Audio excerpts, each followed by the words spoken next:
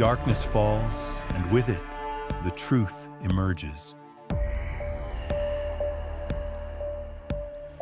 In a world where the line between fact and fear is blurred, beneath the surface of forgotten towns and restless graves, hide secrets soaked in blood and whispers that never die.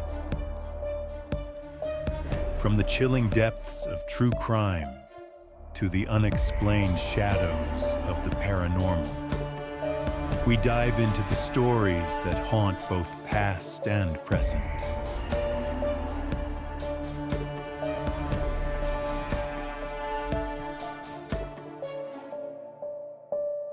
Welcome to Realm of Darkness.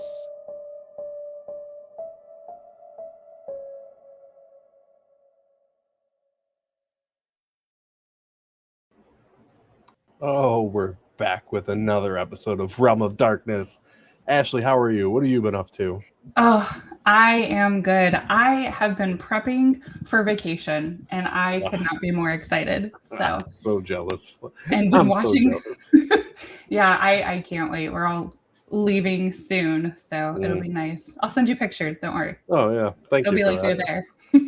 Hey, something like that. Yeah. Well, we've got a interesting one tonight because it's very polarizing, depending on which side you are on. I guess whether you want to say this was an intentional crime or an accidental crime. That's something we'll get into later, but it's just doing the research and listening the last week or so.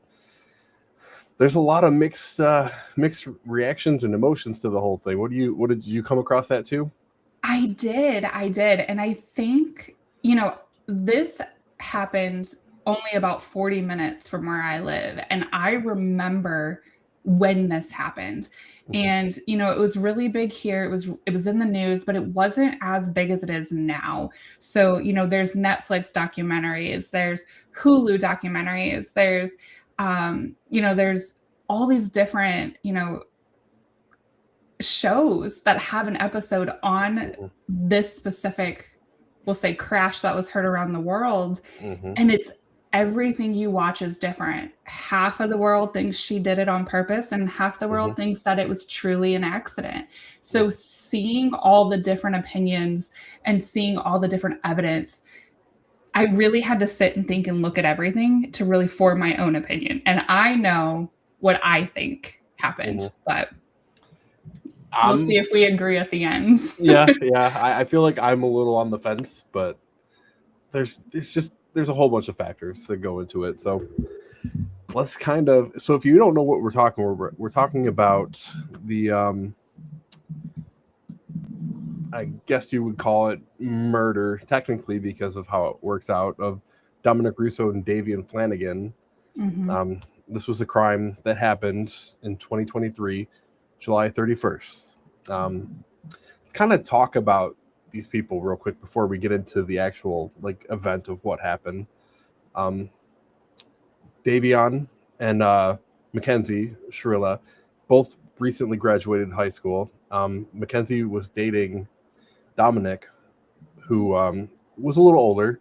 I think I read something when she was a freshman, he was a junior. So there's a few year age difference there. She was 17 at the time. Just recently graduated, like I said, from Strongville High School in Strongville, Ohio, which you said is fairly close to you. But it was one of those things where, they're all young. They're young kids, they like to hang out, have fun. These guys, the three of them were in a larger group of friends, a bigger friend group, obviously, like people do. But they like to have a good time. They like to go out and hang out with their friends, and they smoked a little of the ganja. Would you refer to it as a little? No, it was definitely a lot of ganja. They smoked a lot. You would see, back when this happened, marijuana was not legal in Ohio. It was I didn't know that. Yeah, it was legal with a medical card, but it was not legal for recreation, right? And these pictures, which we'll get into on Instagram and, TikTok and Facebook, these joints were the size of like Coke cans. Like they were not the standard joint that you would see in the 80s and 90s. No, these were legit like Cheech and Chong kind of. They were monsters. Yeah, they were. 100%. They were. McKenzie and Dominic, they were dating for like 3 years at this time. It's a young love. You know how those things go, where sometimes they're on again, off again, and that's kind of the story going on here. Like, there's a little tension here and there. Not always. It doesn't show. But we'll kind of go ahead. No, and it for being 20, I believe at the time, Dom was doing well for himself. Yeah, that was something I had seen across all of the different research, and we both know as of today, I have to tell everybody, I went down a rabbit hole and I found a website that I'm not so sure I was supposed to find. So I really got deep into the research. I found court cases or, court documents and folders and files and you name it, I found it. But one of the reoccurring things is that Dom was doing really well for himself. Now, how he was doing that doesn't matter anymore. But he had money and he really liked to spoil McKenzie. And I think with her being used to that at such a young age, because, she was we're going to say 14, maybe freshman year when she started dating him. So she got used to that spoiled mentality. And you can tell in her personality that she took that lifestyle very seriously. Just looking at, because her Instagram and stuff is still up, so I kind of went on and I browsed a little bit, but you could tell she liked to live a certain lifestyle. Very flashy, very, trendy. She was big onto social media. That's a theme here as well. Posting on TikTok almost every single day, having to flaunt whatever she was doing and whatnot. But that she lived that lifestyle, and Dominic doing what he was doing took care of her. Like, so they were living together at the time. She was 17, mind you. So the parents had to consent to her leaving and moving in with this 20-year-old guy, which, I mean, I know my mother wouldn't let me move out at 17 to go live with somebody, but I'm not saying that's a bad thing, I guess. I mean, form your own opinion. The parents are people that I really like to look at in a case. I like to see how they handle things, how they handle themselves.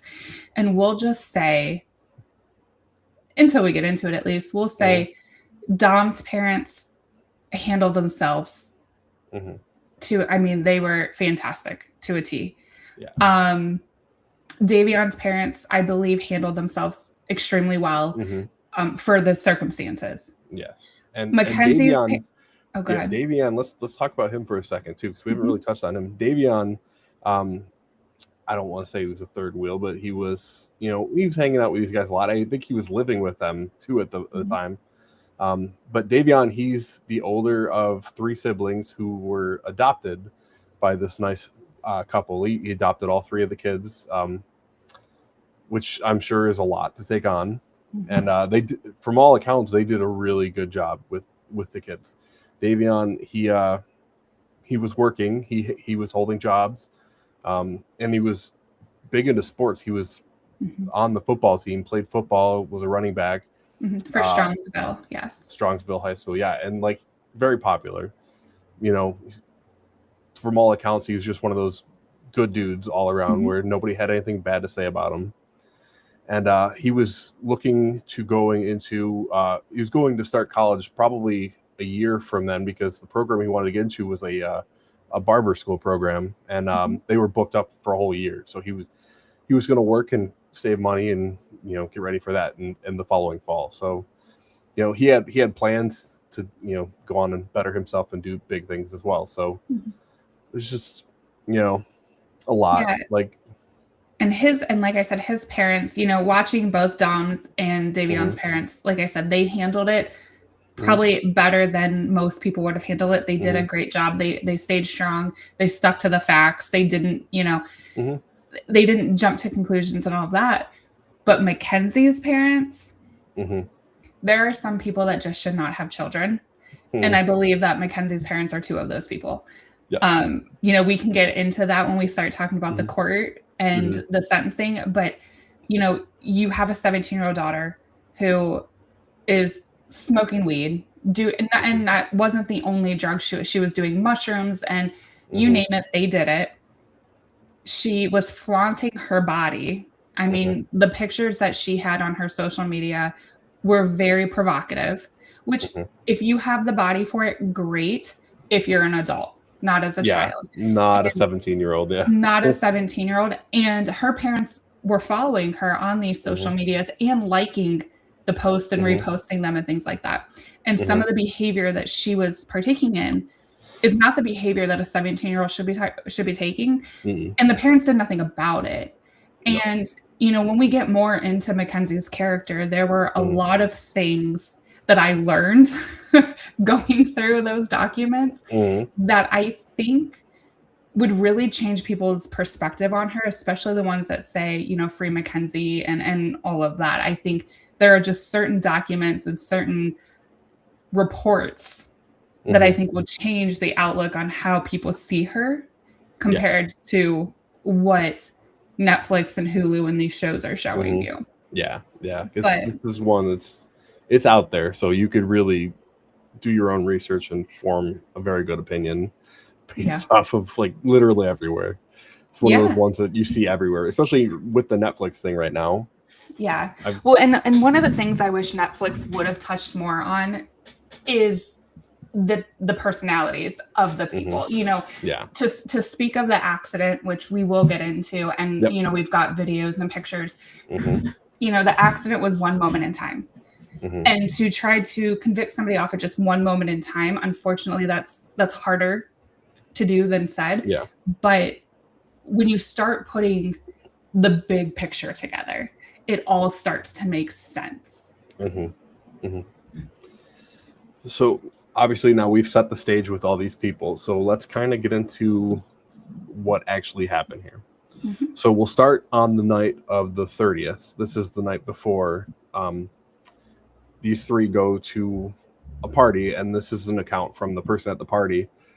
They literally stayed there a half hour because McKenzie wanted to, as she said, drop acid and tripped. And the girl was like, no, this is my house. We can't do that. So they stayed. And this is the kind of person she was. Like, if she wasn't going to have fun, she wasn't going to stay there. So they stayed there for a half hour before going to somebody else's house where they, ended up staying until 5:30 or so in the morning. From all accounts, there was no drinking involved. But, obviously they were smoking and doing all that kind of stuff. So the host of the party said McKenzie had actually taken a nap.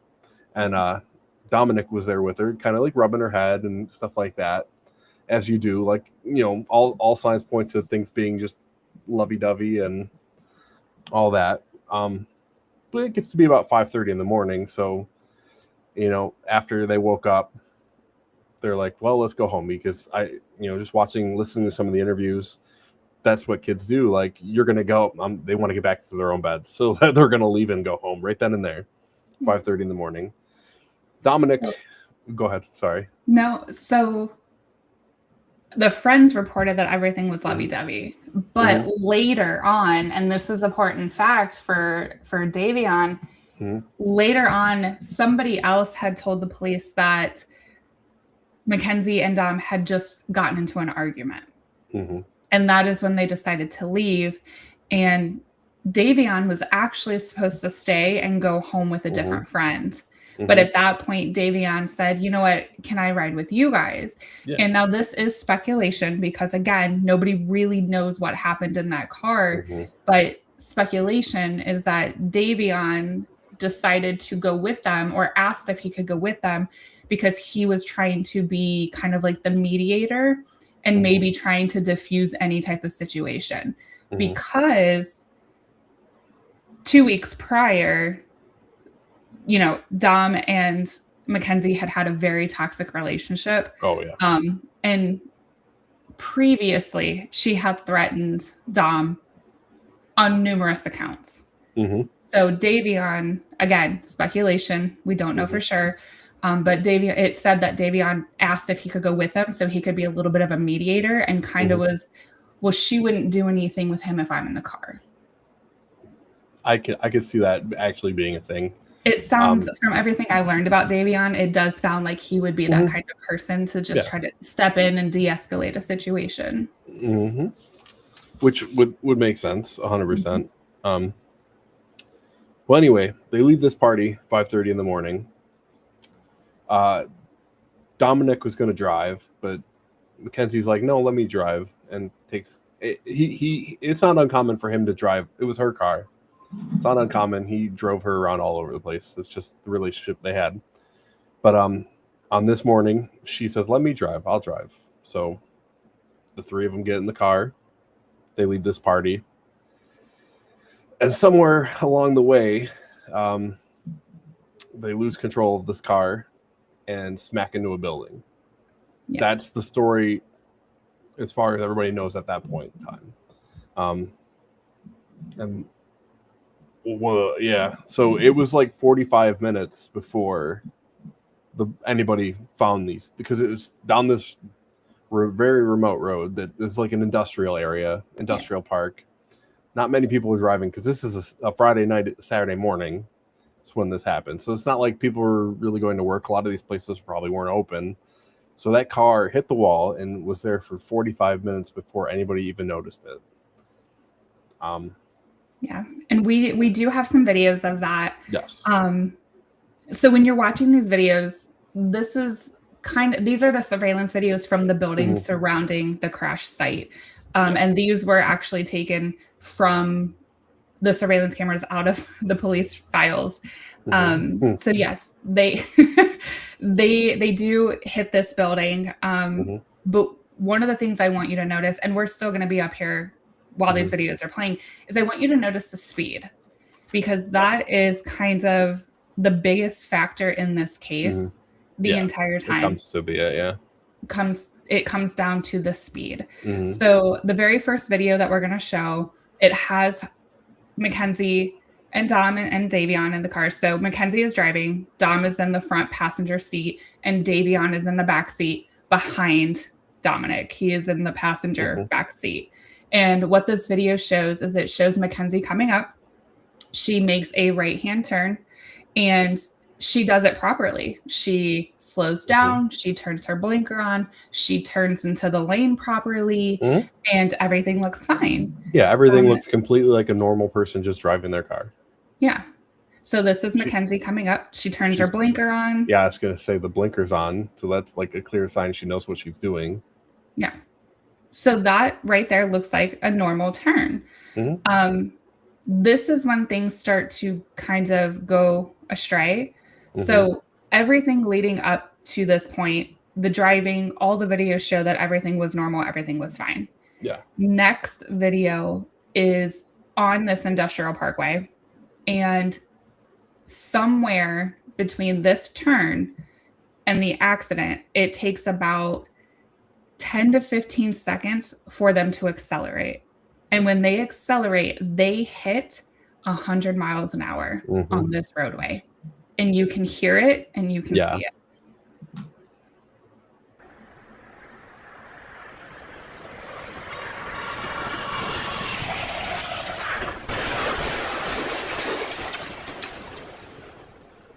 So where the car went off up in the corner, that was actually the sign in the corporate yard. And then you clearly hear the car hit that building.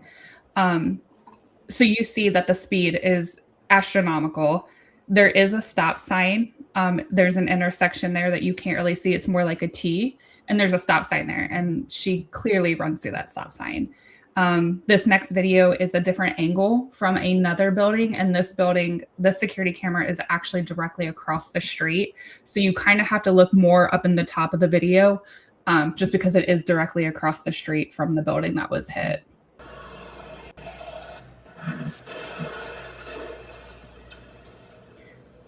So up in the corner, you can see where it physically hits the building.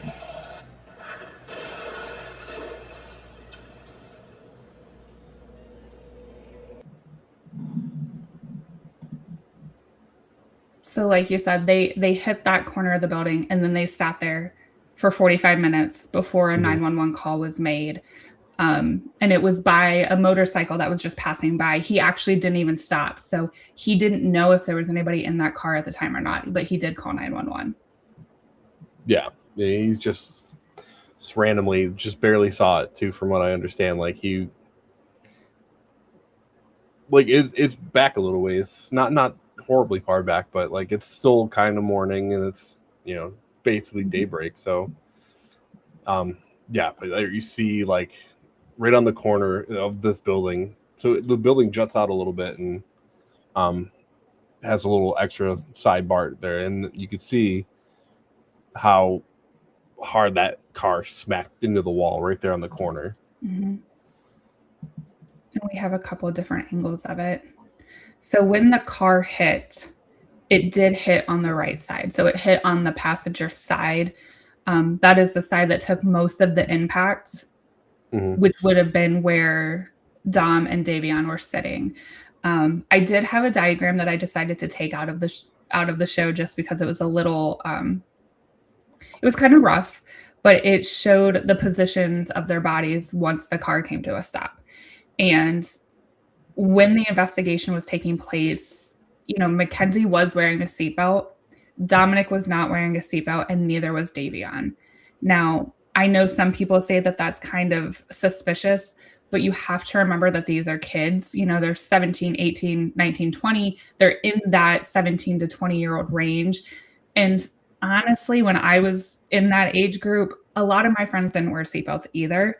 So I don't think there was anything suspicious behind that. But it is noted that Dom and Davion both were not wearing their seatbelts. When the collision happened, now this is a side view from the driver's side. McKenzie was actually shoved up under the dashboard. And she is a very small, petite girl. She was shoved up under the dashboard where the steering wheel or the steering column is.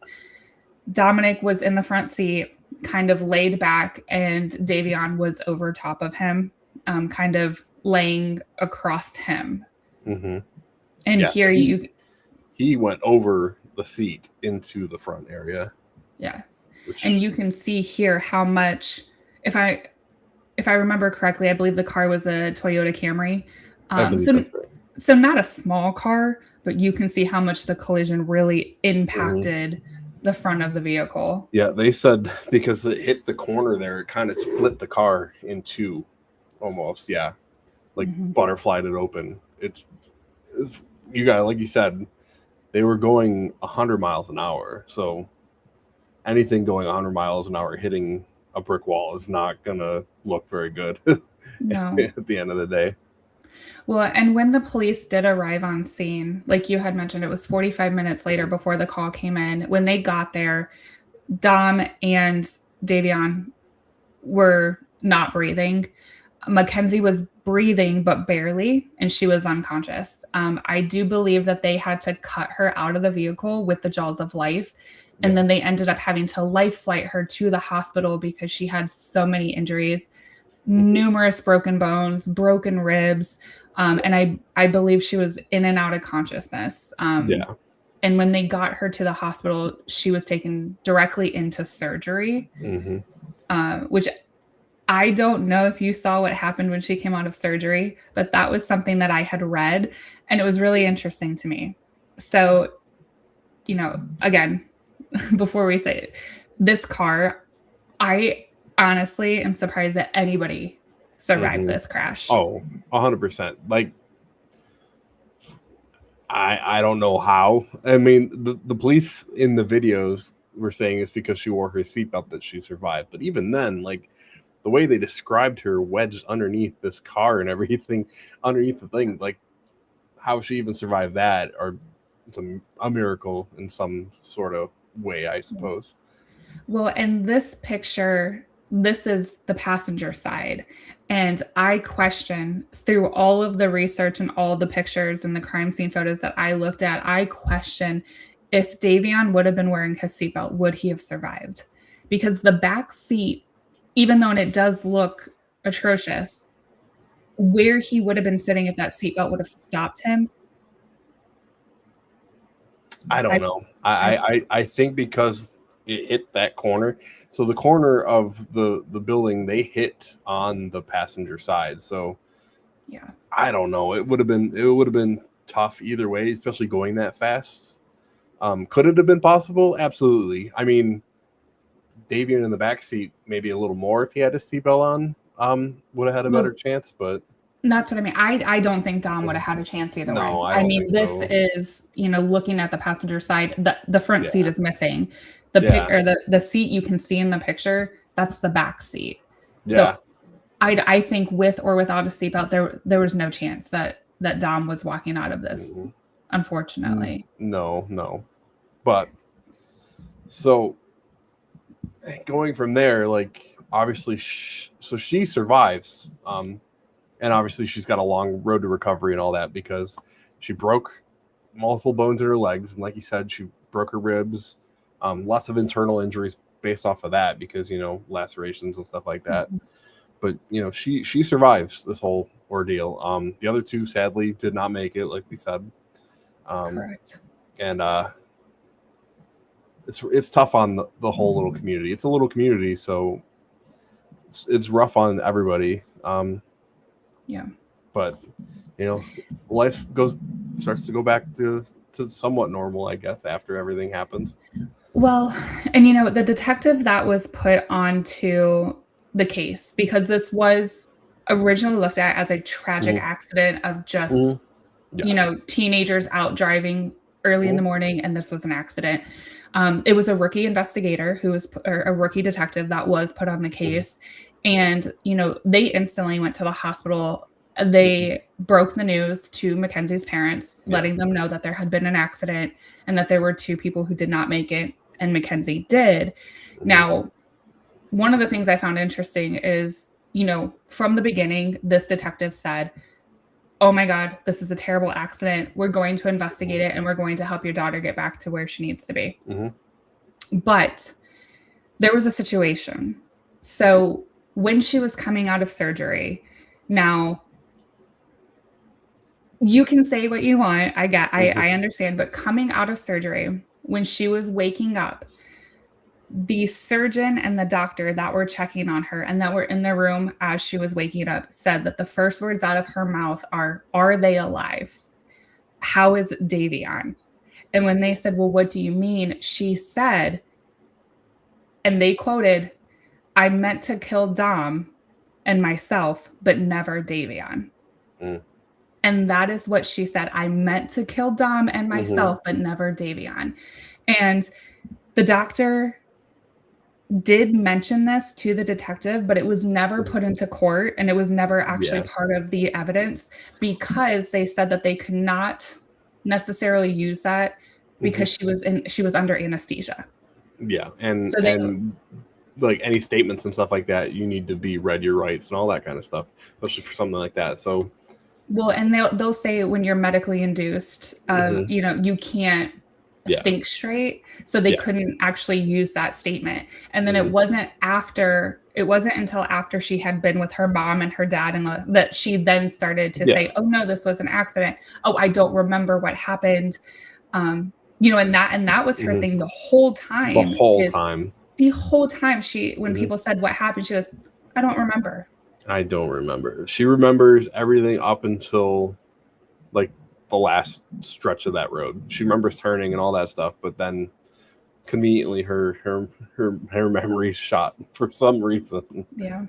When she said she doesn't even remember accelerating. No, she doesn't remember any of that. So one part I did watch on the video that I thought was kind of interesting with the parents at the hospital were like, these cops are like straight laced, like, "We're gonna rip this Band-Aid off. she was in possession of drugs. So they found marijuana, they found mushrooms, they found a digital scale in her purse. And the cops were like, it doesn't look good. So yeah, that's what they found in the thing. And the cops were like, yeah, so it's definitely right from the start, they think it's drug related either way because of all the stuff they found on her. But yeah, like right in the hospital, the parents were getting hit with all that too, which I think that's how it should be. Just rip, like the cop said, we're just gonna rip this Band-Aid off here, folks. Yeah. I love that, but and I think it's funny because when the cops did say that they found these mushrooms and this scale and all this stuff in her car, that was initially their first defense oh, she had psychedelics in her system, she was high, there was this, there was that. But so they did a toxology on her and they drew blood and all, and they actually had a subpoena for the blood from the hospital, and they did a toxology report, and the toxology report came back that she had no alcohol in her system and she had nothing but a small amount of mushrooms and then a small amount of weed. And they could not say that that was enough to have this type of effect on her to cause the accident because her whole social media is her smoking weed. Yeah. So anybody who knows anything, whether it's edibles, it's weed, you're smoking it, you're doing whatever, you're hitting bongs, you're whatever, it's going to stay in your system. Yeah. And if she was smoking that night, she may not have been high when she hit the wall, but it's still going to show in your system. So that was thrown out as a probable cause for the accident. Yeah. Yeah. There wasn't anything real major there. So what happens then, like, yeah, how well in her next line of trying to defend herself was a medical emergency. Yeah. So she then started trying to claim a medical emergency. Now, I don't know how many of you watch TikTok or are on all the social medias, but the new thing going around is that her and her mother speak a form of gibberish, which is you take the first letter or the first consonant, whatever, and then you add itiga and then the vowel. So there's certain ways to say words where you just throw itiga in between certain vowels. And almost like a Pig Latin, like if people know what kind of that is. Yeah. And I believe it's something that they speak at Disney sometimes. I've heard like that it was made up somewhere like that. But there's footage of her laying in the hospital bed, with all these casts and things like that. And she's speaking this to her mom. And the cop is standing there because the footage is on the body cam. And she looks at her mom and she's, itiga, whatever. I don't speak it. And somebody, you like that? Itiga. Yeah. Somebody translated it and she was asking her mom, can't we just tell them that I fainted? Can't we just tell them I passed out or had an emergency? So that right there shows that they're already trying to think of ways to get out of it. And she then looks over at the police officer and says, well, can you just take my license for 10 years and that's it? Yeah. You killed 2 people and we're just gonna take your license away. I don't know. I mean, like, she's 17, so she doesn't really know how much trouble she's really in, I feel like, at this point. Does she though? I feel at 17, maybe I'm naive. I feel like at 17, murder is bad. So let's break it down. 17 when we were 17 or 17-year-olds now, because I feel like it's 2 completely different things. Okay. But again, this was 2022. Touche. Okay. You know what I mean? I feel like we were way smarter than most 17-year-olds are now. Okay, I'll give you that. Okay. So then, Nate, tell me, when did the police really start investigating her? And what do you think it was that initiated that investigation into the speed and all of?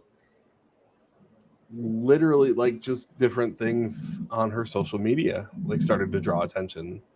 Like, right after she got out of the hospital, she was going to concerts with her mom and just doesn't look like she's, really mourning too much.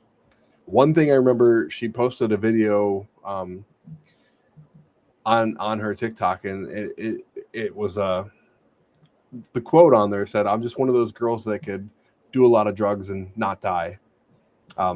People started noticing these things. I know Davion's sister was adamant from the start, like, I don't like her. I don't like something's not right here. This is a picture from Halloween. People were like, "Why is she dressed like a corpse?" And I get it. She was apparently they dressed up some rapper who I can't even remember who it was at the moment. That was the defense and all that stuff. But like, well, and how long was this after she just murdered two people? Or we'll say killed. We'll say killed two people. We're gonna say. So this was October 30th. These pictures and all this stuff was a matter. This happened July 31st. So you're talking less than 3 months. But you know, it's tough because you know it looks like she's not really remorseful based off of a lot of her social media activity. I know, come to find out after the fact, while she was already still in the hospital, she's got these companies reaching out to her trying to, you know, because she's kind of an influencer. She wears lots of these, you know, clothes and stuff like that. They wanted to work out a thing with her and like, you know, have her try on some clothes and, you know, model them off for Instagram to try to, you know, sell stuff. And while she's in the hospital still, her mom is on there like, "Oh, she would love to work with you, collab with you guys." And, you know, she's reached out to you in the past. And then I know she also responded to this message while she's in the hospital. "Absolutely. I've been trying to message you guys forever. Like, let's do this. You're in the hospital. You should be grieving and not worried about your social media presence and what brand deals you can get or collabs you can have." Exactly. And that's my thought exactly is, you know, you literally will say a week. We'll say a week. Yeah. We'll give some leniency. We'll give a couple days. She was in the hospital for like 3 weeks, I believe, after everything. So we'll say, okay, 1 to 3 weeks after being in a tragic accident that your boyfriend, who you claim is the love of your life, your whole world, died. And one of his best friends died because you made a mistake. You're telling me that you're sitting in a hospital bed hitting up brands? I'm sorry, but if I just accidentally killed the love of my life, I'm going to be so distraught. I'm not going to be taking selfies, posting them on social media. Yeah. It's just there's so much about her, and maybe it is the age difference, because we all know I'm a little older. Maybe it's the age difference. Maybe it's different lifestyles. Maybe I am just old and naive, but I could just not see even accidentally killing a friend in a car accident, you know, sitting there taking selfies with my neck brace on. Like, come on now. But no, I know her mother was adamant that, you know, behind the scenes, the things you don't see on social media, she was distraught. She would constantly wear Dominic's clothes, eat things Dominic enjoyed, just listening to his music because he was he made music and stuff like that. Like, just distraught. Here's the devil's advocate. How much of that is a show? Exactly. Because the police are asking questions. Yep. Exactly. But like the social media isn't really showing that. So. But then do we know that it really happened? Exactly. There's no proof. I mean, there's no proof of any of that. But because of all of this, that's kind of where things, you know, start getting interesting, because, you know, people are talking and they're still investigating all this. The cops and police are still doing their due diligence and all that. Well, it's so it's with her posting and her, you know, straight out of the hospital, she goes to a concert like you had mentioned, and she's doing this Halloween stuff. There are friends that are starting to kind of look at the situation and think that things are a little suspicious. Yes. So it was actually one of Davion's friends that came forward and told the police that in their group of friends, they all had Life 360. And, you know, that's how they would make sure that someone made it home safely, or, they were all meeting in a place and, you know, what time to get there, all of that. And go ahead. No, one of the things that they brought. It's a great app just in general. I know my family, we all use it. My sister, my mom, my stepdad, we're all on there, and he's always asking, Nady's home. Like he's always they're watching. It's a good app to have in general, just because you could follow people and make sure they're home safe and all that stuff. Well, and it is, and I know we use it when we travel because that's how my family's like, okay, she made it on her 6-hour trip to go meet up with Nate. Exactly. Yeah. But yeah, they the friends bring this to the police and say, hey, look at this, like, you know, the drive here. The top speed on the thing says 90 miles an hour. And they're like, that doesn't seem right? Like, just for that little drive, why is she going 90 miles an hour as a top speed? That's not right. But, you know, they bring this to the police, and they're like, okay, let's, you know, start looking into this. Right. So this is actually what initiates the detectives to bring in a car specialist. Yes. He is a forensic mechanic, actually, which is a really cool position. I didn't know that they had those. No. And I also didn't know, this is something I learned. I know planes have like these things called black boxes, and it kind of records what goes on in the cockpit. Well, apparently cars also have these, and they're little devices that are up underneath the dashboard, and they record all of the mechanics that happen within your car. And, you know, when this was brought to the police, they instantly were like, oh, okay, well, she didn't have drugs in her system. She didn't have alcohol in her system. None of the medical reports showed a medical emergency. Maybe the car malfunctioned. And they started tearing the Camry apart and looking at all of the innards and looking at that black box and the reporting. And that's actually when they kind of put this report together.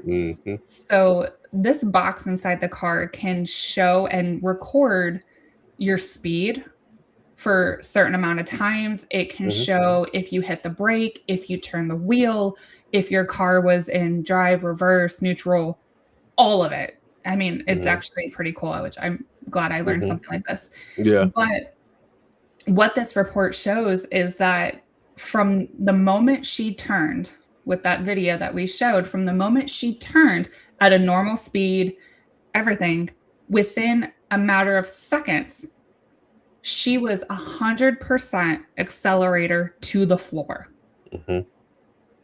Yeah. I'm to the floor.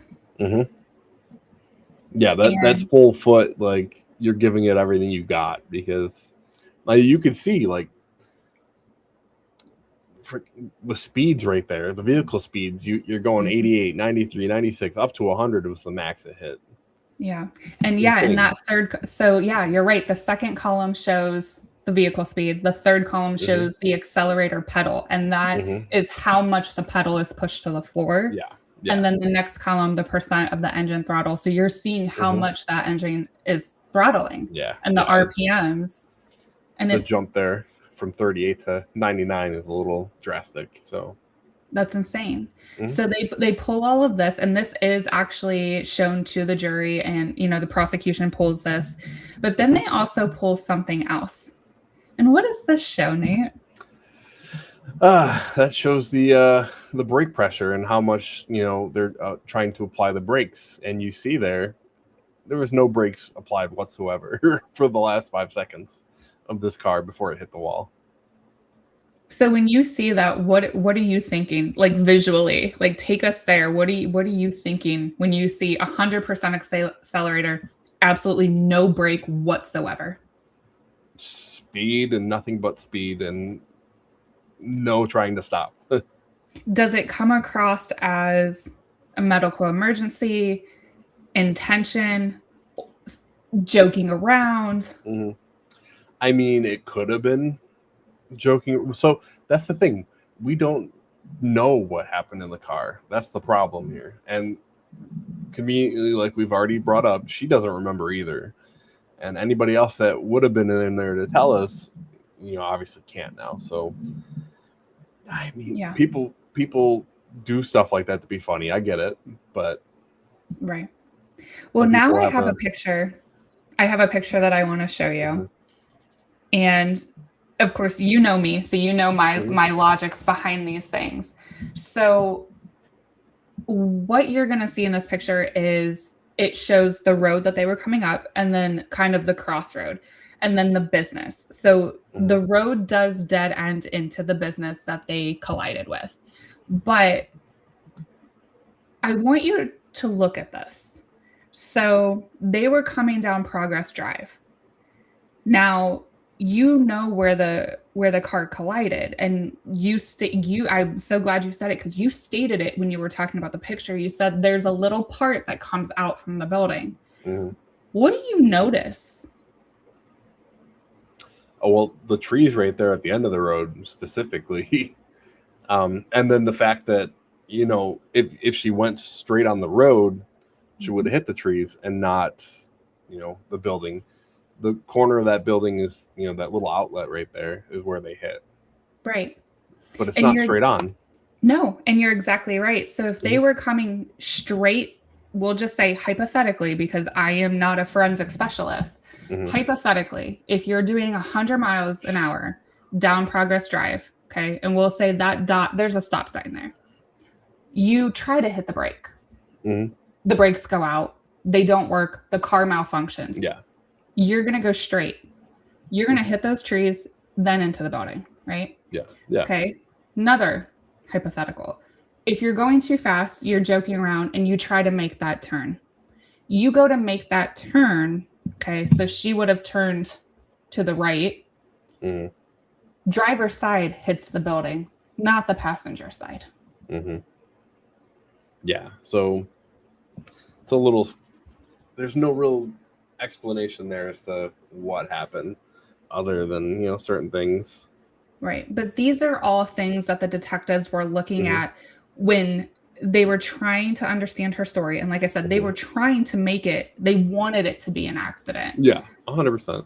But these were all things that they were looking at, and they were questioning themselves. This isn't me just being a jerk. These are things, I'm asking these questions because these are things that I did look at these documents and see that these were the things that detectives were like, this isn't matching, this isn't lining up. That's not driving. Right. And this next picture, it's more of a diagram, kind of the way that the car would, so it's kind of like the point of view is if you were in the car. Yeah. So this shows clearly the road and the angle that the car would have been at to hit that side of the building on the passenger side. And I can't say for sure, I did not find this, but those tire tracks in the grass, those could have been from McKenzie's car. I'm not 100% sure. I think they were. I think from what I had read and seen and heard, they were definitely from her. Well, and this shows another angle of how she would have had to maneuver. Because again, if she would have gone straight, she would have gone trees, building. Even if she would have tried to turn a little bit as if she lost control, she would have hit the sign. But she nicked the sign and then came back and hit the building. Yeah. So these are all the things that the detectives are like. And if you're having a medical emergency, because she did say that she suffers where she passes out. Yeah, yes. Something with a sodium deficiency, and she passes out. There's no medical records of any of that, though. That's just, you know, something the mother was saying. So correct. And even the detectives were like, okay, if you passed out, you're not going to swerve to nick a sign, swerve back. Like there would be no swerving. No. And there was also in that record of the speed and the acceleration, it also had the turning of the wheel. Yeah, because what you don't see on that map, there's a curve in that road and it turns a certain way. So like to be before here, obviously I can't. I'm trying to point at the screen like you can see what I'm doing, but I do that all the time.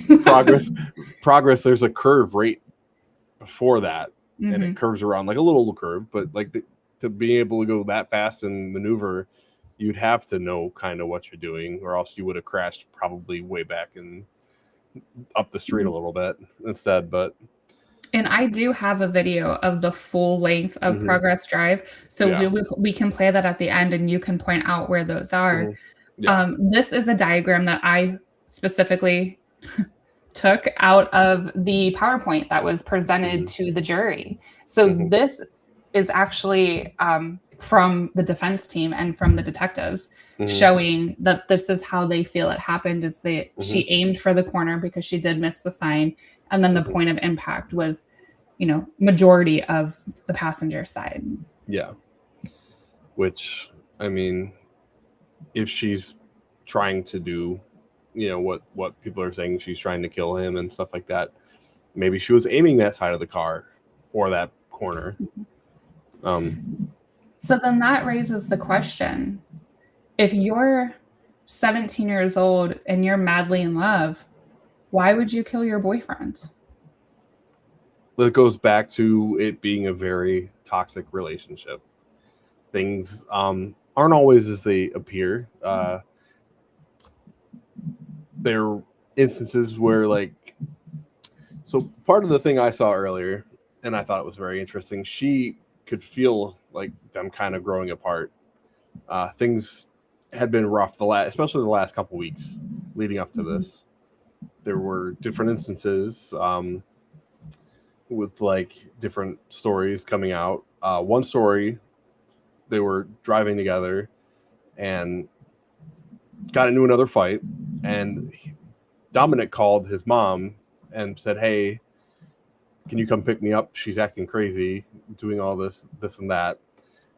His mom was busy, couldn't come at that point, so she called one of their friends who, was going to pick him up, and he's on the phone and hears them arguing, going back and forth, and she says something to the effect, and this is hearsay because there's no proof of any of it, that I'll crash his car right now, or something along those lines. Doesn't sound good, obviously, but it's another thing where there's no proof to that actually being legit or not. So give them the benefit of the doubt. But there are instances, and we have a video kind of showing how toxic it had become. He had recorded a conversation between him and her, and she was locked out of the house and she wanted to get in the house, and because they were fighting, he didn't probably think it was a good idea because things would escalate, and I'm not sure if it was abusive to the point where she would hit or anything like that, but just you could tell just based off of this video that it was not a great relationship. Yeah. But I forgot. You can never keep your word because you are a little weak. You broke up with me earlier. You really broke up with me earlier. This is your last chance to open the door, or you are not coming out of this house all night, because I will not leave. You literally broke up with me earlier. What is the point you're trying to, you broke up with me, earlier. No, I didn't. You literally said that. You really broke up with me earlier. What are you trying to make? Why would I just let you in my house if you break up with me? You're threatening to break my shit. No. You're threatening to key my car. Threatening to break the door. I will key your car if you do not let me in the house. You're gonna key my car if I do not. If you don't let me in the house, yes. What the? Yeah, I know. So just let me in the house.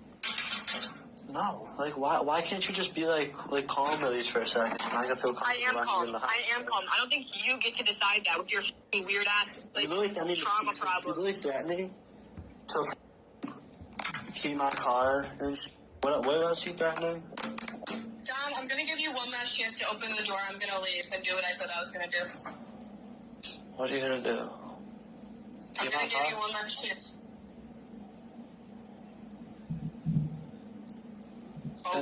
Kenzie, look, let me go to dinner. No. You can let me go to dinner, then I can let you come over later. No, you're not. I'm coming to dinner too. Why? You should have told me you wanted to come. You already put me on the reservation, so you open the door, you dumbass. Alright, let's just go next door then. No, we're not going next door. No, I'm not letting you in the house. We need to talk first, though, because you just betrayed me. Alright, we can talk outside.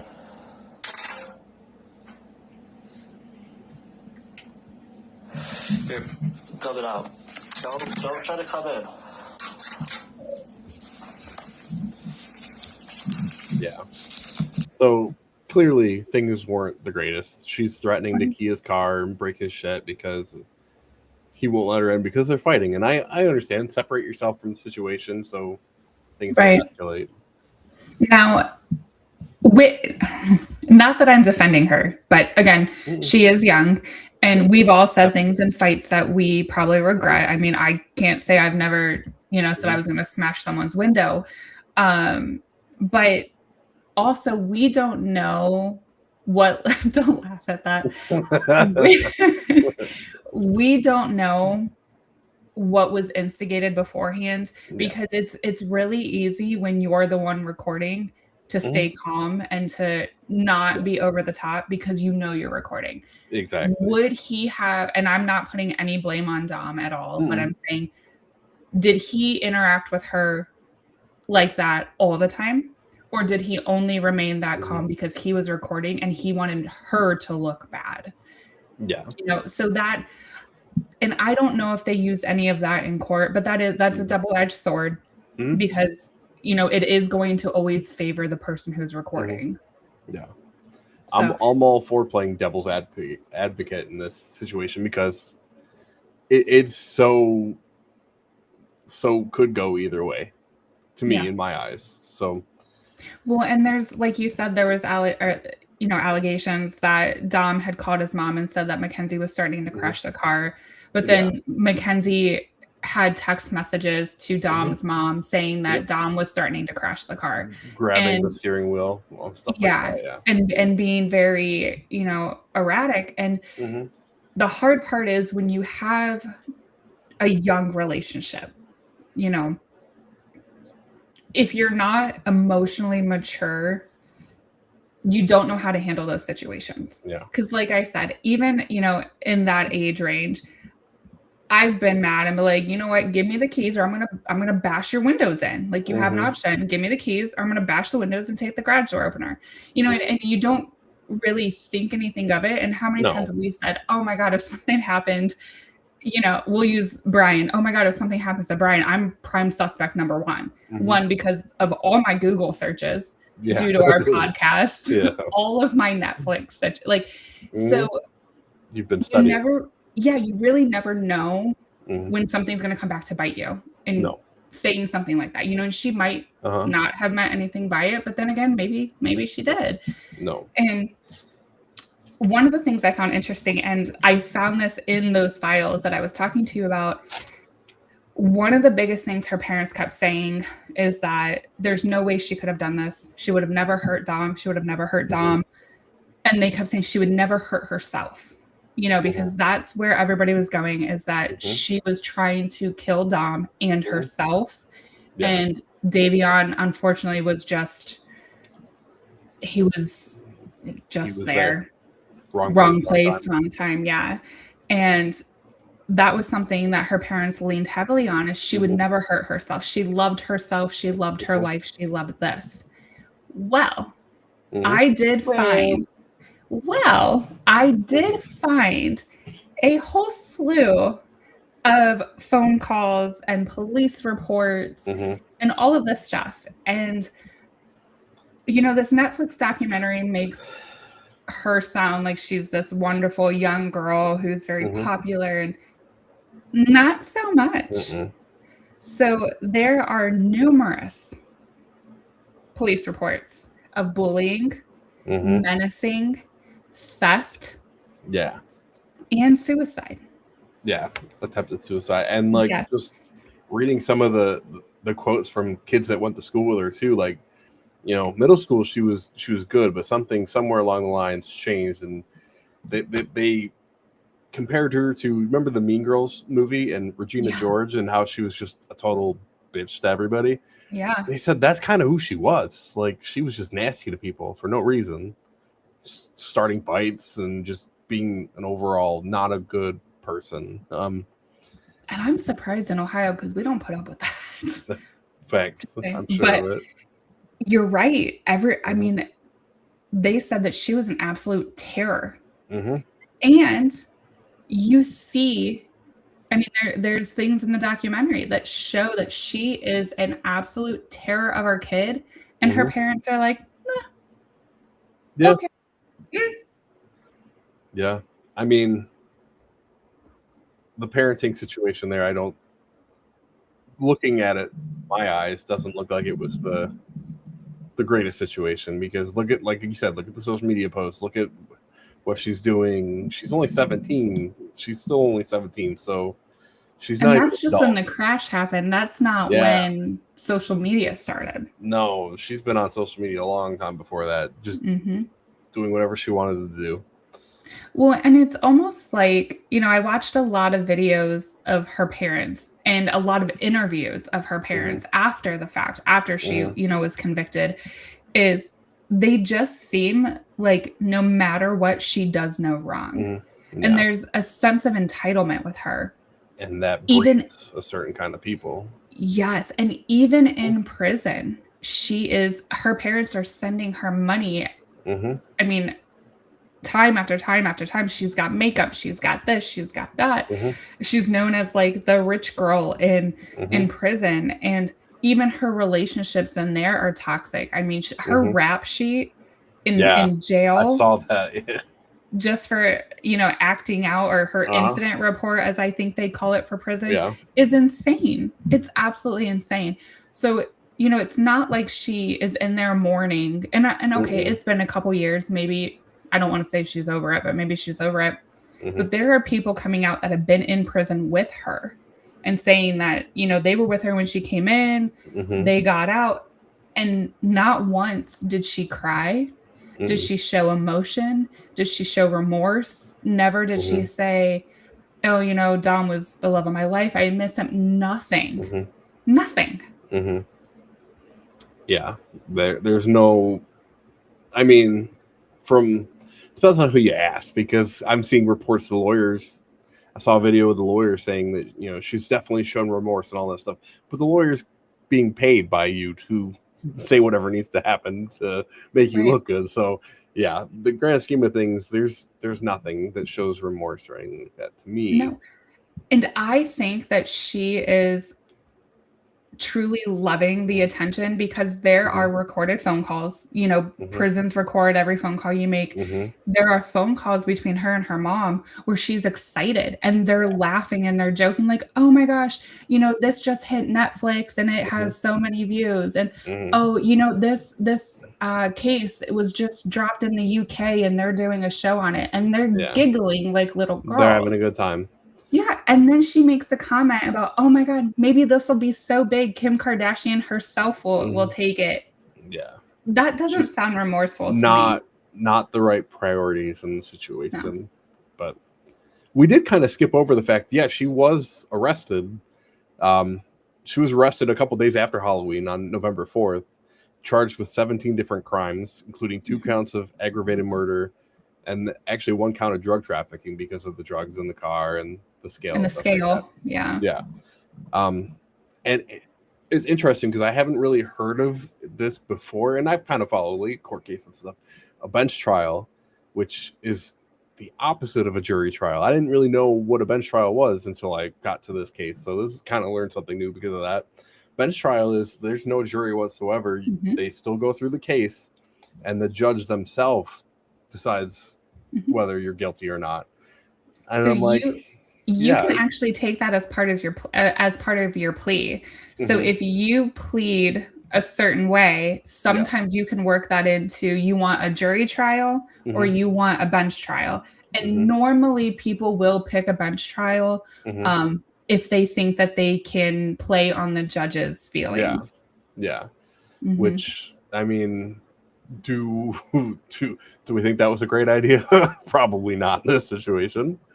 I think she would have got the same thing either way. Do you really? So I do. It's tougher because of her being so young, and if they painted the right picture, I think you probably could have got at least a couple people on a jury trial to sympathize with her. I think it would have been a little easier, I think, if they did the jury trial, but I think her mom did her no justice. No, absolutely. So during the statements, when her mom specifically gets up there and speaks, all she does is refer to McKenzie. She only talks about McKenzie. And the judge actually brings up the fact that, and she says, you know, you're talking a lot about your daughter and not the two people that are dead. And yeah, the judge was brutal with her. I loved it. I loved it very much. I was like, this is the greatest. But the judge was right. Yeah. You know, you're up there pleading for your daughter. And I get it. As a mother, I do get it, because I would be trying to make sure my son came home too, or my daughter, whatever. Yeah. But you have to remember that, yes, your child may not come home with you, but those two people, those two mothers, will never see their children. They will never get to speak to them. So you have to have that fine line of understanding, but also being a protective mother. And I don't think Mackenzie's mom did her any justice. Neither did her dad. If you watched her dad during court, he literally sat there like he had somewhere better to be. He looked bothered, annoyed. It was just awful. His face bothers me. Sorry. No, like you said, the parents didn't really do her much justice. Like, you probably should have kept your mouth closed a little bit and not said so much, because it did not make anybody look good in that situation. Well, and her texting everybody after the accident happened, you know, she texted both mothers, both families, and said, and the first thing she said is, I didn't do this on purpose. Maybe not start with that. Maybe an apology up front. Maybe oh my God, I'm so sorry. I can't believe this happened. Something, but not, I didn't do this on purpose. I didn't do it on purpose. You can normally tell when kids are lying. Yeah. But, but you know, they do this bench trial, and obviously if she's in jail, the judge finds her guilty on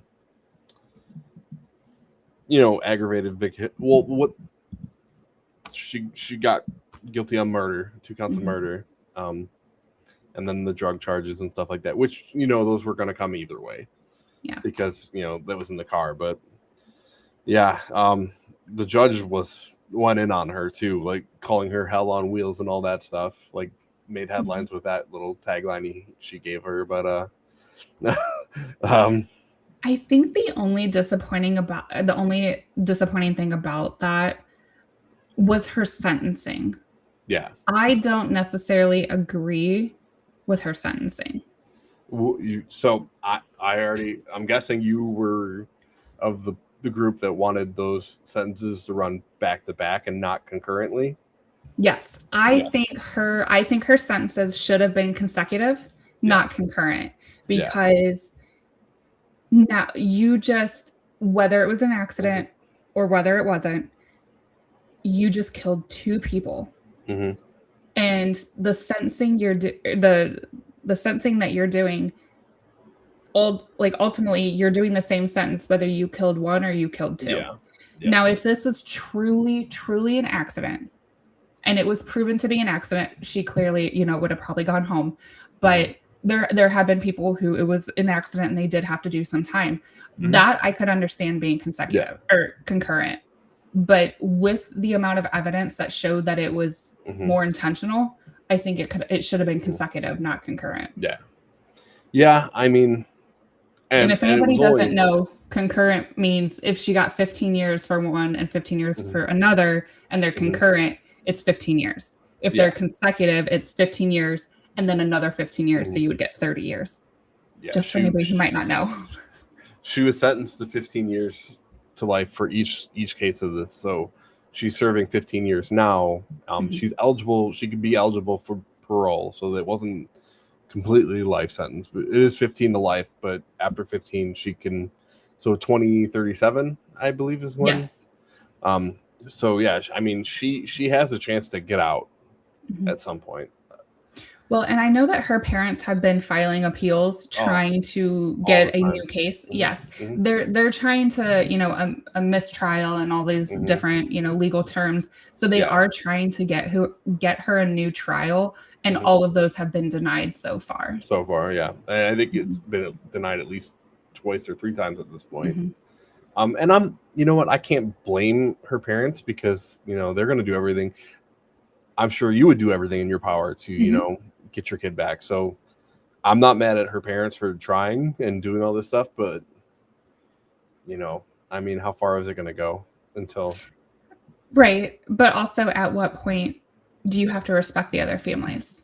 Mm-hmm. Yeah. You know, and in this case, unfortunately, you know, if somebody is intentionally murdered, you know, with like Jeffrey Dahmer and yeah, the victims' families come out feeling like they accomplished something, they won something that day. And in this case, there's no winners. no, You nobody know, wins. Nobody wins. 3 mothers lost their children, Mm-hmm. and 3 children had their lives destroyed. Mm-hmm. 2 gone, and 1. I mean, even if she gets out, she's always going to be the crash that was heard around the world. And it's just tragic all the way around. Mm-hmm. Yeah, there's. And I get people arguing. So one of the things, like I sent you earlier on Spotify, I was listening to an interview with her father, and like, it makes you think a little bit. I will admit that. Like going into that today, I was 100%, no, she's guilty. Like she did this on purpose. And listening to him maybe swayed me just a little bit. Just bringing up some of the stuff, like one of the things we hadn't talked about. On her GPS signal, she had driven this route multiple times within the last week or so. Now, Dad was saying, you know, it's a shortcut through town, so a lot of people do it, and it's not that uncommon. I'm like, well, see, before that, I wouldn't have thought, but that's just him saying that too, so I don't know if that's legit or not. I didn't see it anywhere else. But they also said that she had never driven that route before. Yeah, so they. So if it was a shortcut through town, she would have done it since she got her license. And let's be honest, it's 5:30 in the morning. Do you really need to do a shortcut? Because I'm sure most of the lights. I live in Ohio. I can tell you most of the lights are blinking when they're super early on a weekend. Yeah, and there's no traffic out. But the fact that she drove it 2 weeks prior, but nothing before that. Yeah, it's weird. The whole thing's weird, and I wish the part that gets me is there's no proof that I guess it was premeditated, and it's tough because she can't remember anything, obviously, and if she could anyway, would she say that she did? So I don't know if it makes you think though. Was it really? Did she really plan to do that? Did she? Or was it an accident? It's one of those things where I guess we'll never really know the truth. Again, my opinion is my opinion, and it's entertainment purposes only. Yeah, don't sue us because this is just our opinion. I know. Last time I said that I thought someone murdered someone, they're like, you can't say that. Yes, it's an opinion. I honestly, just with everything, especially that website I ended up finding with the text messages, and it had everything. It had text messages, phone calls, emails. It had everything. Digging through that, because I will say, let me backtrack. When this first happened in 2022, and it was on the news, I 100% thought she was innocent. I was like, you know what? At 17, I was driving around with my friends like that too. We weren't doing 90 or 100, but there, are multiple videos on her TikTok showing her driving 90 miles an hour. So it wasn't out of character for her to be driving fast. And, when I was that age, I drove a little bit faster too. You think you're invincible. You think that nothing can stop you. So I did. I 100% thought she was innocent. But digging through all of that stuff and seeing just how she really was codependent on Dom, the money, she relied on his money. He bought her expensive name brand gifts. It was his house. It was just her whole world was Dom. Yeah. And there was a lot of reports that he was ending it. He was done with the toxicity of the relationship. He was done with her. He was done with a lot of it. So when you have an emotional 17-year-old girl who her entire world is about to be taken away from her, and at 17 and you're holding hundreds and hundreds and hundreds of dollars, you know what I mean? People do crazy things. And there's so many reasons why Dom was leaving. You know, there was speculation that she was prostituting herself out when they had broken up. There were fights between the two of them about her sleeping with somebody or doing sexual things, sending pictures, all this stuff. And I think she got backed into a corner. I think Dom, the house, the money, the life she had known for 3 or 4 years was about to be taken away from her. Yeah. And I think she truly was like, that's it. If I can't have him, no one can. And I think she was going to end both her and Dom. Yeah. Because I have no idea how she walked out of that. We're not going to say walked. I have no idea how she survived that accident. Yeah. So I believe that she was trying to end all of it. And God said, nope. Nope. Not today. Not today. And Davion was just unfortunately in the back seat for the whole thing, and well, just not a good spot. That's one of the saddest things too. Is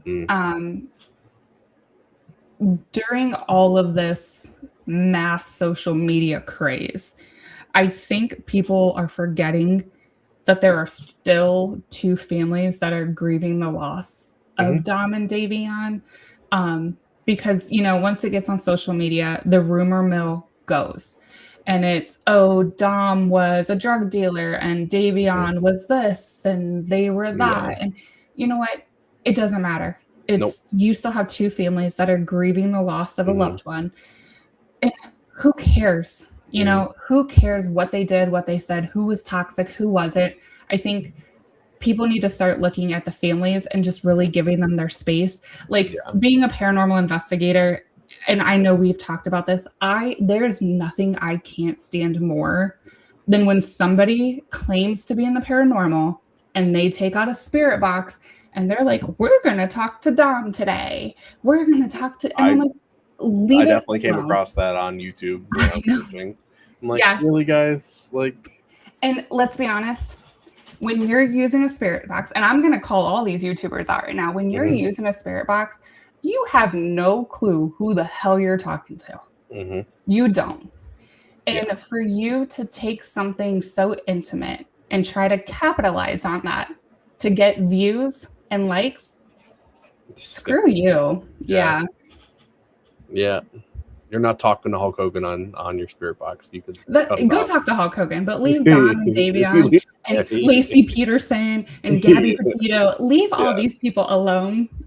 Like they're just it's never cases you don't hear about. It's only the big ones that get them likes and clicks and hearts and all that other stuff. It's for attention. And it drives me insane. They need to let the families grieve. Yeah, I agree. And I think I had the same opinion as you, where I think it was meant to be a murder-suicide of sorts, and it just didn't work out that way. And now she's in jail because God has a sense of humor. And he's like, nope, go to jail, bitch. God has a sense of humor. Well, that's my opinion. So you're saying God's petty, just like us. Yeah. No. So do you think, in your opinion and in everything that you've seen and read, do you think when she's up for parole that she will get it, or do you think it'll be denied? Well, that's a tough one. I think they're going to want to, but if you're saying this track record she has in prison right now is not looking the best. So, I mean, if that continues, you'll be in jail for a while. But I think because of how young she was, I think they will work to give her a second chance. It's just how I think, a lot of these things happen because of like age and stuff like that. And if she shows remorse and all that stuff, there's a good chance I think she'll end up being out. I think that's fair. I think honestly, if I were her, I would not want the attention that she is getting right now, because all this attention does not make her look great, And I agree. She was young. She was 17. We've all done things that we probably regret in some way, shape, or form. We just never got caught. I do think as she gets older, she might feel remorse. So 15 years, that's really not a lot. I don't think the first request for parole would be accepted. I think maybe later down the road. I don't think she'll spend life in prison. I don't think that. I think when she's older that they may let her out. But one of the things that stuck with me too is Dominic's father saying that he doesn't think she should spend life in jail because she was young and young kids do stupid shit. Basically what he said, and she fucked up, and you know she doesn't need to throw her life away too, basically is what he said. And I'm like, that's for somebody that had his son killed to back her like that. That's I think for reasons like that she will get a second chance at some point. So but then there's her dad. Did you hear his interview where he said, oh, if it wasn't a Russo, she wouldn't be in jail anyway? Yeah, dad needs to stop. Dad needs to stop. Yeah. That's why I said Dom and Davion's parents are handling it like, I mean, I give credit to them. They're staying classy. They're staying respectful. I mean, they're doing it the right way. And her parents. He's like calling Dominic out for being a drug dealer and all that stuff. And I'm like, what's the point of it? Doesn't matter. Like, none of it matters. Just stop. Well, and let's be honest, whether he was a drug dealer or not, he was taking care of your daughter, which you should have been doing. And you weren't, because your daughter was selling herself, smoking weed, drinking, doing mushrooms. So dad saying, so what, she smokes weed. I mean, she's 17. How am I supposed to stop her? Well, and that's the thing. Be a parent if it comes down to it, right. And you can't. It wasn't even legal at that time. If it was when it was legal, okay, whatever. But because there are worse things that she could be doing.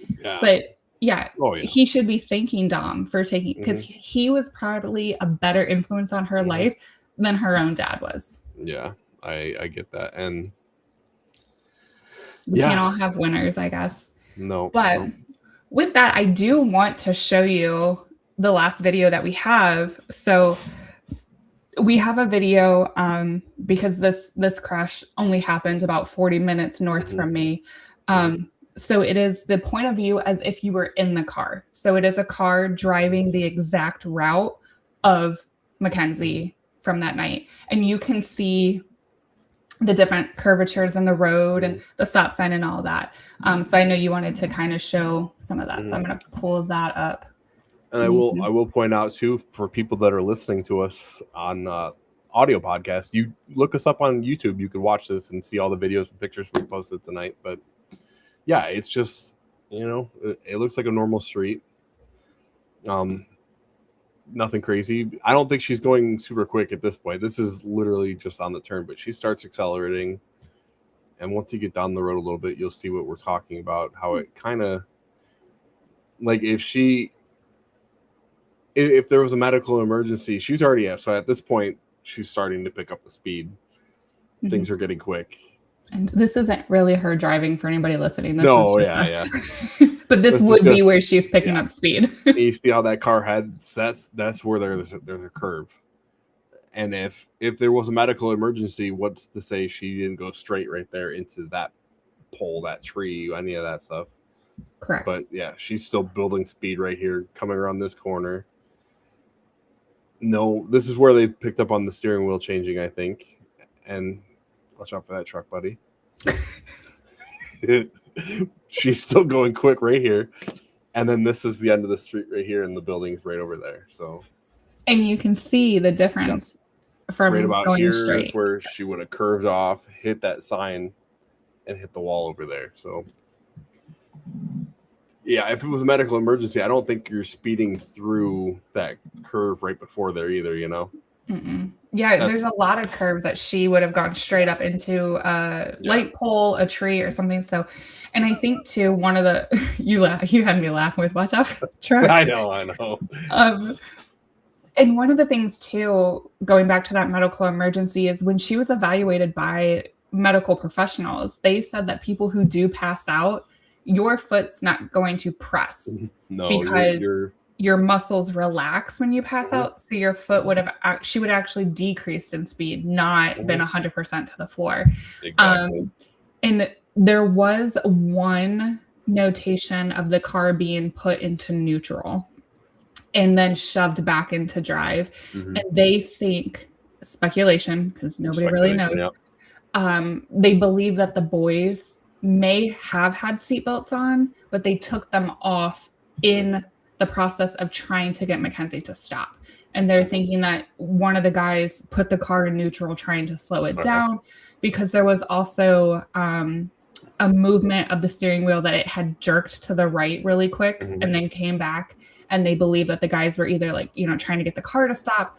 And that's why they think they might not have had their seatbelts on. Yeah. But again, no one truly knows. Other than who was in the car, and nobody's talking now. So yeah. So unfortunately. Yep. It's just a sad story all around. Nothing positive. The only positive I think I could take from the aftermath is, what the families are doing to remember these kids. I know Davion's family, they started a fund for people that want to go to barber school to help cover costs and stuff like that. So, I mean, there are different things to remember, and everybody does their own thing. So, yeah, I mean, they want people to follow what he was going to do and go to barber school and stuff like that. So, yeah. So, and I know that the website's out there. People can still donate to it. And they have given a couple people, there was a student that she was given the money, and she went to the school. And so they are doing good things in Davion's name. Yeah. But yeah, awesome. It's an all around tragic situation. I mean, if anybody's interested in learning more or seeing more, because honestly, in an hour and a half, we literally touched just the tip of the iceberg. We didn't even bring up the fact that the Netflix documentary that came out, she was interviewed in prison for it, and like just how disingenuous it seemed. Especially like at one point, her lawyer was there. She turned to her lawyers, like basically asking if that was okay, what she said and stuff like that. Like, speak from your heart. Like at this point, because she had to make sure. And did you notice? Like, she's like, oh, well, blah, blah, blah. And then she goes, did I do that okay? I didn't want to come off too weird. Yeah. Like Jekyll and Hyde right there. Yeah. But I would definitely recommend watching the Netflix one. That was a good one, I thought. And it's only an hour and a half, so it's not like it's a lot. So yeah, and there's a ton of different episodes. Mean Girl, or I think it's called the Mean Girl Killings or something like that. Killer Cases.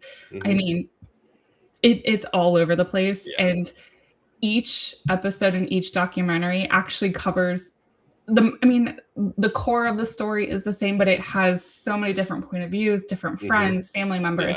So they really do hit all the different angles. And anybody that wants to look further into the case, message me and I'll send you that website that I found. Can't promise that you're supposed to be there, but it has all of anything and everything you can think of from the cases there, and accessible. So you can message me and I'll send you that link. Just don't tell them where you got it. Yeah, you didn't get it from us. You didn't get it from us. But on a positive note, Nate, tell us about our show in 2 weeks. Do you remember? 2 weeks. So Ashley has gone on, and we've got guests lined up for the next month and a half here. I feel like. I believe. Well, I have it written down right here. Do I? 2 weeks. June 18th, we'll be back with Heidi Kemper. Yes. Yeah. And she is a wonderful medium. She teaches classes. I think you actually got to witness a seance and a gallery reading with her when we were at Mysteries of the Fort. So she's incredible. She's a good friend. She will be on. And then after that, we have Kevin Kedgley from Stranger Things, ironically. Yep. And we've got Patty Negri coming on. We've got Tony Moran coming on, who is the Michael Myers. So I'm excited about that. Yes. And we're going to have a lot of people on. So stick with us during the summer. I have been busy, but I'm taking the week to enjoy my time with my family. So good. we got some stuff coming up too. So We do. before we're going to be heading to Ohio in a couple weeks. Yes. We're That'll be doing fun. a couple filmings. Mhm. So we'll be doing that the 19th and the 20th, right? Mhm. Or 20th and 21st. Something like that, yeah. Whatever Saturday and Sunday is. Those are the days that you will be out filming, possibly doing lives, pictures, things like that. Mhm. But we will keep you guys posted. Until then, we will see you in 2 weeks with Miss Heidi. Bye, everybody. Good night.